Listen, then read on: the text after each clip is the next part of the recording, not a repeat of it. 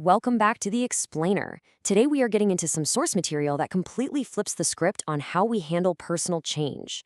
Instead of beating ourselves up and treating a stubborn habit like it's some sort of moral failure or a lack of willpower, we're going to look at it as a simple software glitch. We'll be digging into a foundational NLP technique called the Swish Pattern, which is all about using your mind's critical submodalities to redirect an unwanted habit toward a brand new self-image. It's a way to fundamentally rewire how your brain responds to old triggers, and it's absolutely fascinating. So we've all been there, right? You know a certain habit is terrible for you. Maybe you're a nail biter, maybe you smoke, or maybe you just have a really short fuse when things go wrong. But whenever you try to just muscle through it with brute force willpower, it almost always fails. Why does that happen?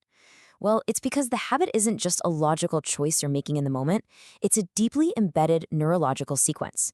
Your brain has literally hardwired a specific trigger directly to a specific behavior. So to break the habit, we have to go in and rewrite that underlying code. Here is our roadmap for today's explainer. First, the struggle of stubborn habits. Then, decoding your experience. Third, the critical submodality.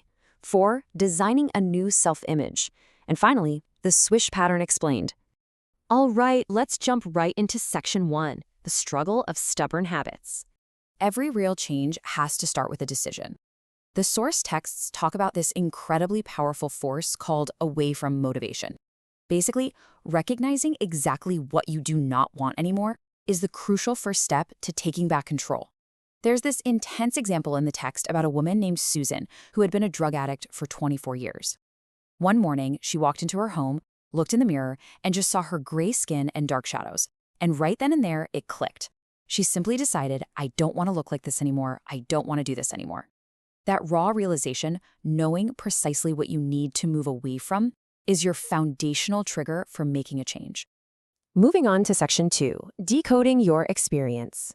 In Neuro-linguistic Programming, or NLP, the coding language of your brain is made up of what they call submodalities. I want you to think of yourself as the movie director of your own mind. Submodalities are the specific sensory settings, the lighting, the angles, the sound mixing, that you use to construct literally every single memory or thought. They are the exact mechanisms your brain uses to tell the difference between a real memory and a made-up fantasy, or a rock-solid belief and a lingering doubt. You can actually break down these internal representations into specific dials and sliders. As the sources outline, we've got 3 main systems: visual, auditory, and kinesthetic. So whether you're picturing an elephant covered in pink icing, hearing a catchy song in your head, or feeling a knot of tension in your stomach, your brain is actively adjusting these precise dials. For example, is that pink elephant big or small? Is it super bright or kind of dim? Is it moving or is it just a still photograph? Those are your visual submodalities at work. The NLP workbook puts it perfectly. It says, submodalities code our experience of reality, certainty, and time. This is huge because it illustrates that if you change these foundational components, you effectively change the core meaning of the experience itself. If you tweak the size, the brightness, or the location of an internal image, you actually change how you feel about it. You're not just moving a picture around, you are literally rewriting the emotional attachment to that picture. Okay, section 3, the critical submodality. Now we're looking for the mental lever. This is known as the critical submodality.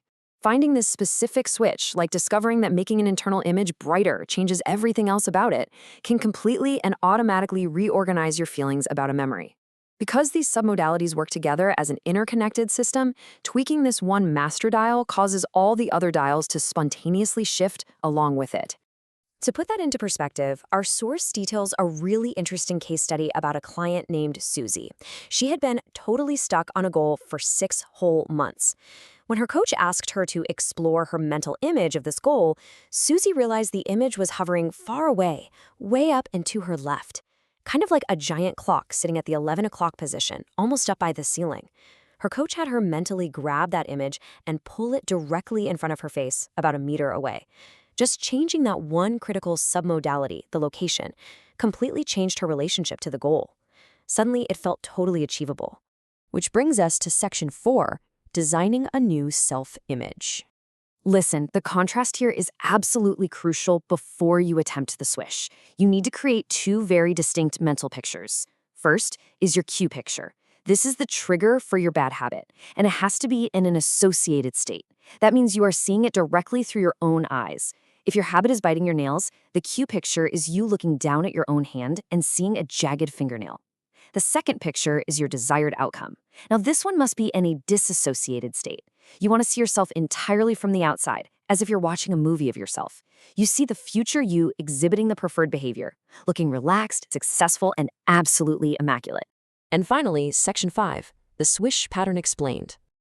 Okay, before we execute the update, you have to know how to break state. This is a pattern interrupt. Just like a sudden splash of cold water shocks your system, breaking state means you intentionally interrupt your neurological sequence. You stand up, you shake your body out, you stare at the ceiling, whatever it takes. It acts like a refreshing mental reset button, so your old and new thoughts don't bleed into one another. All right, here is the magic sequence of the Swish pattern. First, you bring up that associated cue picture, your trigger. Make it big, make it bright.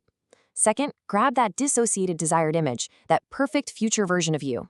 Third, you're going to squash that desired image down into a tiny dark dot and mentally stick it right in the bottom left corner of your cue picture.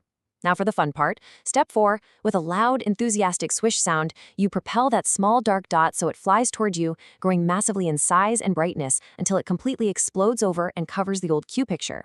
You are quite literally overwriting the old image. Step 5, break state. Open your eyes, shake your hands, look away for a second. Then, and this is the key to the whole thing, repeat the process several times as fast as you possibly can. You are training your brain so that the old trigger automatically fires off the new positive self-image.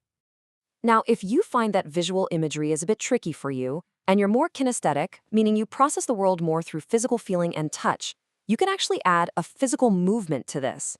Try starting with your hands held far apart, imagining you're holding those two different concepts. Then, quickly clap or bring your hands together as you make that swish sound. It's a great way to physically anchor that rapid change right into your neurology. What we've really learned from the sources today is that you are absolutely not a victim of your automatic behaviors. You actually have the ability to pop open the hood of your own mind, find the specific critical submodalities that code your reality, and overwrite them.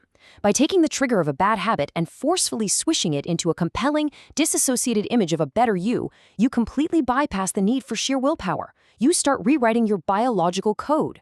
You've got the director's cut of your own mind now. So what old programming are you going to overwrite today?